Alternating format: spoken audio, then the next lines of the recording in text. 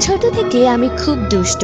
আমার কাজিনদের সাথে আমি অনেক মজা করেছি, গাছে চড়েছি, মাছ ধরেছি, আরো কত কি। সেই দিন ভর দুপুরবেলা একটি আম গাছের নিচে দাঁড়িয়ে আমি ওকে বললাম, শোন, আজকে মাছ ধরতে যাব, তুই কিন্তু আমাকে ডাকতে আসবি। ও বলল ঠিক আছে। এই বলে ও ওর বাড়িতে চলে গেল আর আমি আমার বাড়িতে চলে গেলাম। ভর সন্ধ্যায় ও আমাকে ডাকতে আসে, কিন্তু আমি ওকে রাতে ডাকতে বলেছিলাম। যাই হোক, আমি ওর সাথে মাছ ধরতে যাই।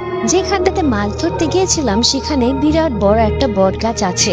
সে গাছটা এতটাই বড় যে তাকিয়ে থাকলে ভয় লেগে যায়। আমি সেই দিন লক্ষ্য করলাম ও কেন যেন বেশি একটা কথা বলছিল না। যাই হোক, আমরা নদীর ধারে পৌঁছে যাই।